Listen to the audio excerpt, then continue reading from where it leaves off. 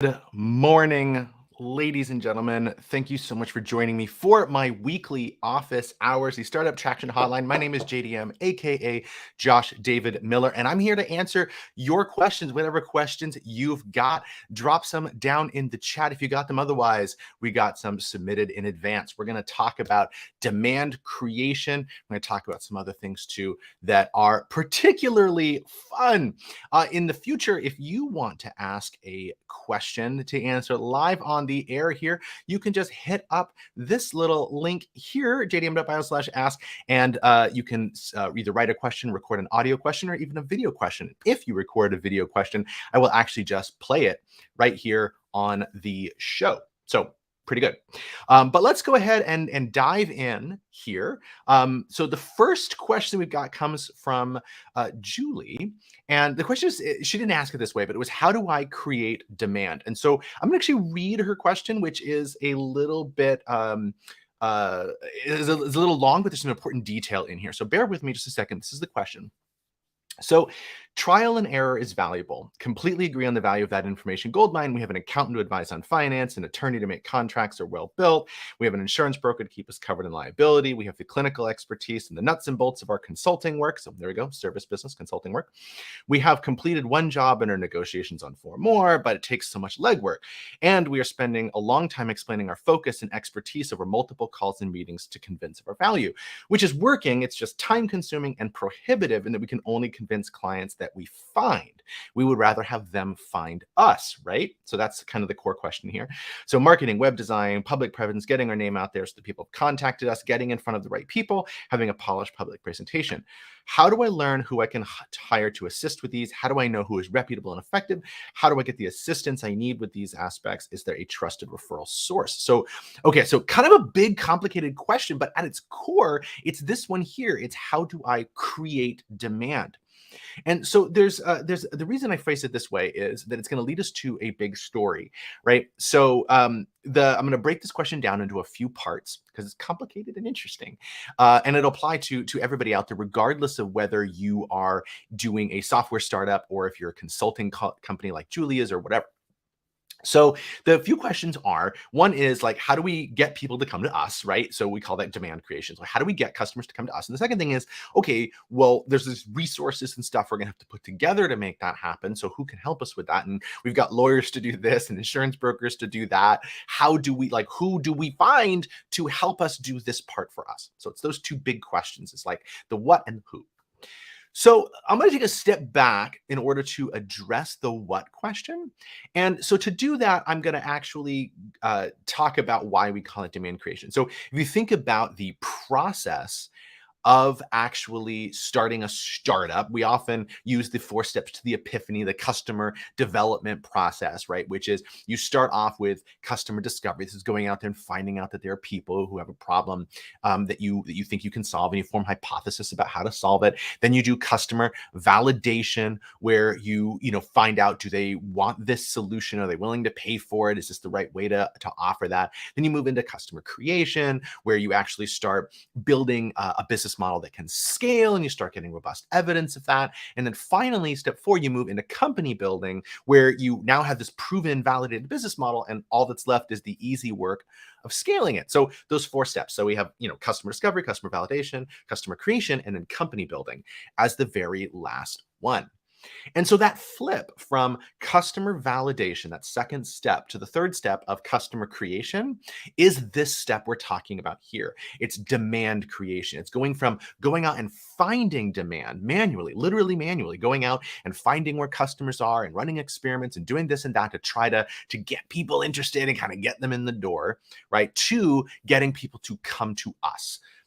And in order to make that transition, you have to have a certain amount of evidence. You have to know what's actually going on in your customers' minds. And you have to understand how your value prop is resonating with them. You have to understand, how they're hearing that, how they're replying to that. You also have to know where they are and how they're reviewing that information, where they're getting the information at the end of the day. So there's a lot of those little things that you've got to know along the way in order to do that.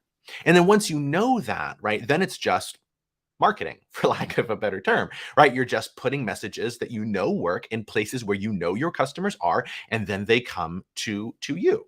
And what that looks like on a detailed level, of course, is going to change based on the kind of company you are. So if you're a self-service SaaS company, it's probably just throwing a message somewhere and they land on your landing page and they go, that's interesting. And they click sign up now and they start the free trial or whatever. So pretty straightforward. When you're in a consulting business, which I certainly have a background in, then it can look a little different, but it's still roughly the same as that you're putting a message out somewhere. They're hearing your message directly or indirectly. They're like, that's interesting. And they go and look you up and they go, wow, this is cool. And they, book a phone call or whatever that first step is.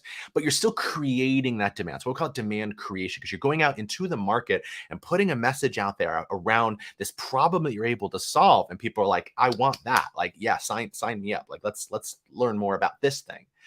And that's what you start to measure when you look at like pirate metrics, where you go from acquisition, where you're bringing customers in, to activation, where they start getting that first value. But there's a step in pirate metrics that we usually leave off. So I've talked about pirate metrics a lot of times on the show before, but it's usually acquisition, activation, revenue, retention, referral, AARRR, or R, the pirate metrics. And you can describe any business using those metrics. And that beginning of the pipeline is kind of what I just talked about, right? The customers go, okay, I landed on your site. They go, that's interesting. And they start the free trial or whatever. And that's activation, acquisition, activation. But there's actually a step before that usually when I'm talking about startups, I completely leave off. And that is, instead of AARRR, it's AAARRR. And the first A is awareness, acquisition, activation, revenue, retention, referral. Because once you start getting out there, you're going to have awareness in the marketplace. People are going to have heard of your brand associated with the problem that you solve, and they might have some general idea of how you go about solving that problem. And so then, because they're aware of it, they're going to come on their own to whatever degree, and then you acquire them, and then they activate and they give you money, and that's revenue, retention, referral. So it's that early process here. So the awareness happens when you get sufficient penetration in the marketplace, whether that's like common knowledge because you're a cool product that everybody wants, or whether it's a niche thing and people are always talking about it, or whether you're doing awareness because you're just giving talks at conferences or whatever. You're just maybe publishing a shit ton of content on LinkedIn, and your customers are finding that content going, oh, that's interesting. I love this Julie lady, right? And then they're engaging with that, which is some type of awareness that causes them to come in on sort of on their own, if you will. So that's what you're trying to do. Okay, so I know I just vomited a ton of information out there. So I'm going to bubble back up this idea of like, how do you go about the process of creating demand? The way you do that is by having gone through the manual process sufficient to that manual process being predictable. So you know who your customers are, you know where they are, how they get their information, who they're listening to, you know what message resonates with them where, and you're able to put a message in front of them cost effectively to get them to opt in to talking to you. When you know that information, you can start to create demand. And then once you start creating demand, some of the efforts were failed, but you're running experiments, you're putting stuff out there. That didn't work. That didn't work. Oh, this worked. Oh, cool. And maybe we can run an A/B test and double down on that. Oh, great. Now we got this even stronger on Instagram or whatever. And you start building a stronger and stronger program, but you're creating the demand by doing what works. And again, that's the shift between customer validation, where you're taking these hypotheses about business model, hypotheses about customers, hypotheses about what message resonates with them and where they are and how they need to hear it, and turning those into validated learning, turning it into information that you have proven through data works. And then once you have something that's proven, it becomes predictable. Once something is predictable, it becomes scalable, right? And that scalability is how you get into customer creation, you create demand, and then how you eventually get into company building is by making more and more and more of your business predictable and therefore scalable, right? So there's no getting around the manual work up front for how you go about finding demand, because it's how you get the information requisite to create demand. You have to find demand and talk to enough customers in order to get that information. Nobody you hire will be able to do that work for you. It is always the work of the founding team. Always, always, always, always. Because you're the only one that's qualified to make conversations about product market fit, about what you can change inside the product and what you can, what services that you can technically offer, which is you can't, how do you pivot, work, and change messaging. Only the founders can make that call. So you have to do that work. There's just no way around it. I'm going to talk about how to do that in just a second. But let's say once you've done that work, then the person you hire is marketers. You hire marketers and you hire salespeople, and how that actually looks at the end of the day is going to be based on your company. If you're SaaS, that might be, and you're a self-service B2C SaaS, it might just be, somebody who does social media ads. You might be working with somebody who's done influencer marketing before, so forth. If you're a consulting business, you might be hiring an outside sales rep and then maybe an inside sales team. So you're doing so you have somebody who knows sales strategy and they know how to find people and do that. You might be hiring a more traditional marketer who's able to put messages in front of businesses in ways that you've proven work, and so forth. But you're going to hire the usual skills that are able to execute on what you already know. But if you try to hire these people, and startups do this all the time, if you try to hire these people before you have that data, you are setting them up for failure and you'll never know why. It just won't work because they don't have the information that they need in order to do their job. Right? So how do you get them that information? So if we go back to that manual process, what you're doing is when you're talking to customers, you're obviously learning what they need and what their problems are and how they talk about their problems and so forth. You're learning about what solution resonates with them and how to talk about the solution to get it to resonate with them. You're learning about where those customers are because you had to find them in the first place, right? So you're learning about where those customers are, and then you're getting all that information. When you're doing it piecemeal, which is totally normal, right? When you're doing it piecemeal, just grabbing a customer here and there, it may seem like you're not getting any patterns, but that's actually just because you're probably not asking the right questions. What you want to do is you want to tell a customer, like you want to ask a customer where they're like, when you say, okay, what are you trying right now, right? And you're trying to get an understanding of the competition, you ask, how did you learn about them? How did you learn about that company? How did you learn about this solution? Where do you get information about that? When you last time you bought software for your business, like what did that process look like? By doing that, they're telling you where they're getting this information. That's where you need to go to create demand, is where the customers are. So get them to tell you exactly where they are, because once they do, they're giving you that information. And more than that, when you talk about your value proposition, when you talk about the problem, when you talk about the solution with a customer, and you start getting them to pair it back to you, what exactly it is that they're hearing when you tell them to describe your service, or you tell them to describe your product, how they phrase it is going to do two things. One, it's going to tell you whether or not they understood, which is valuable enough. But more than that, way more than that, they are telling you the kind of language that resonates with them. So now you can take that language and use that language with the next customer, because that language works. It's the language of your customer. They're going to hear it exactly as intended because it's language straight from the customer's mouth. So just through the process of gathering this manual, you're going to get sufficient information to create predictability. And then once things become predictable, once you can go out to Instagram and actually throw an ad up there and get customers, then you can double down, move into demand creation, and do all of the efforts, the traditional marketing and sales efforts, to get customers to come in. But that's the easy work. You just hire marketing and sales people to do that for you once you have the data that says, this is where my customers are and this is how they work. Okay, so I hope that helps. That's how you get into demand creation. It is kind of complicated, but it's there's just no way of getting around that. Okay, before we go to the next question, two quick announcements. The first is this right here, Zero to Traction, which is a new podcast that I'm launching with my friend Cameron Law. So the first episode drops next week, and it'll be every other week. We'll have a new episode. It's all about how first-time founders create companies that scale.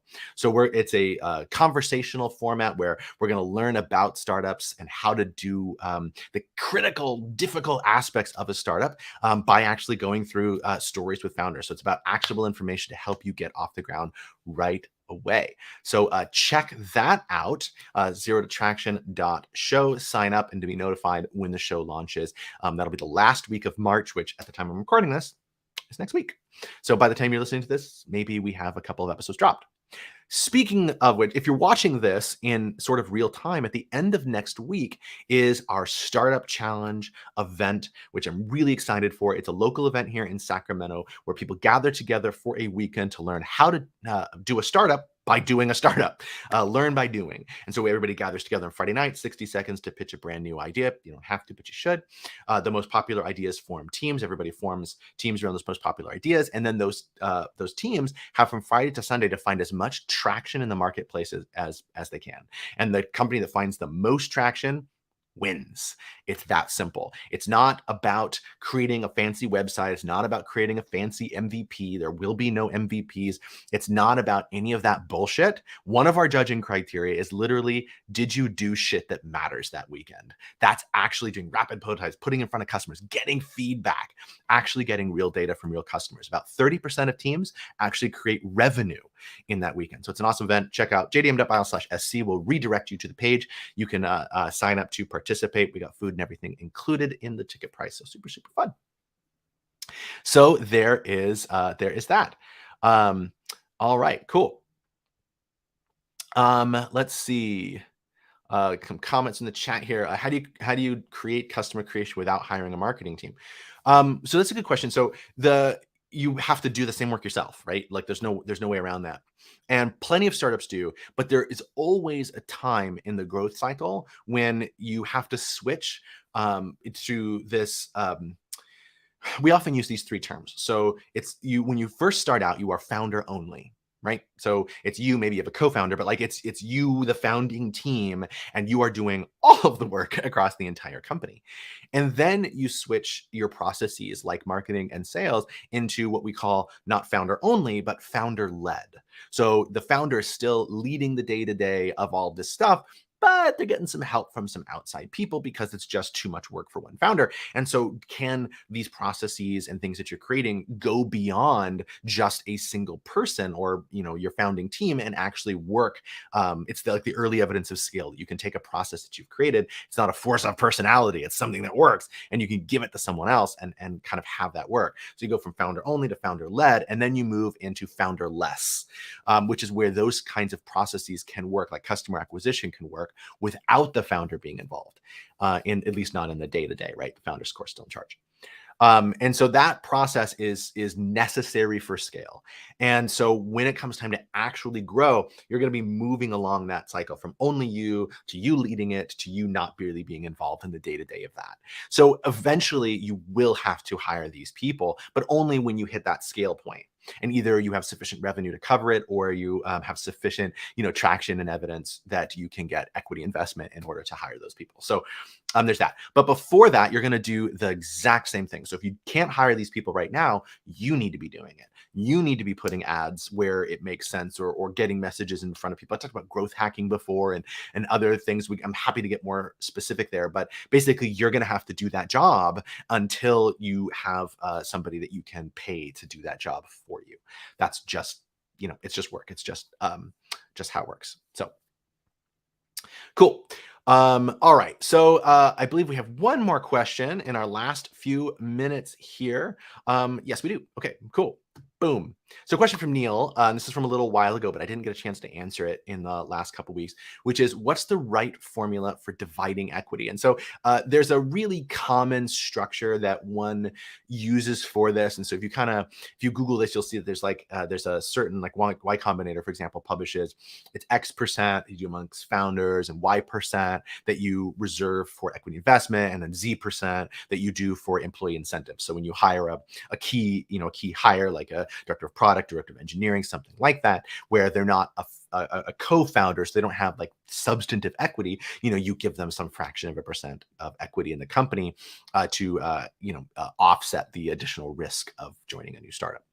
So there's a formula to for that, and I think that largely is right, subject to a couple of caveats. So the first caveat is that it's dangerous to think about this too soon.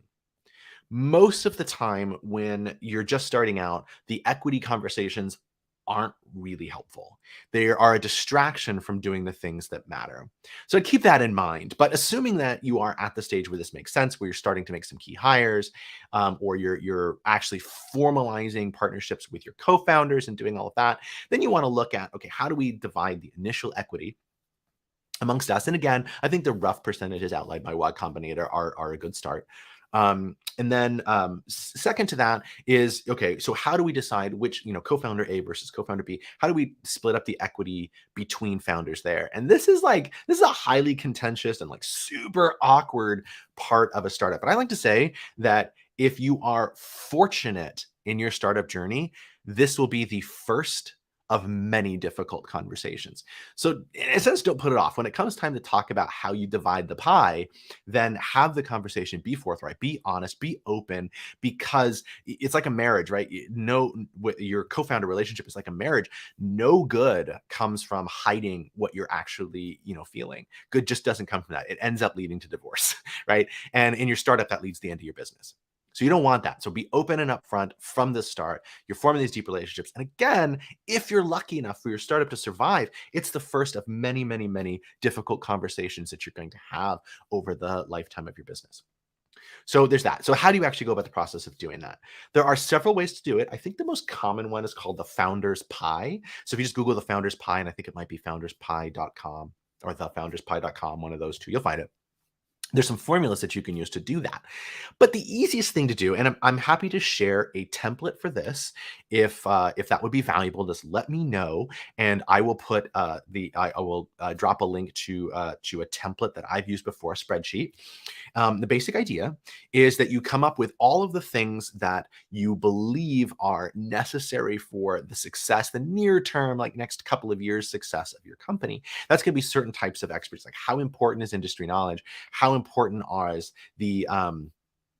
how important is the ability to create a strong product? How important is technology? How important is marketing skills? How important is existing relationships, and so on and so forth? Right? There's a whole set of things that you could come up with. And you can come up with 6, 7, 8, 10, 12 of these maybe that you think are really important. So you just come up with a list of these. Second, boom, you then go and as a team, you assign a weighted value out of, say, 100% of how important each of these things are.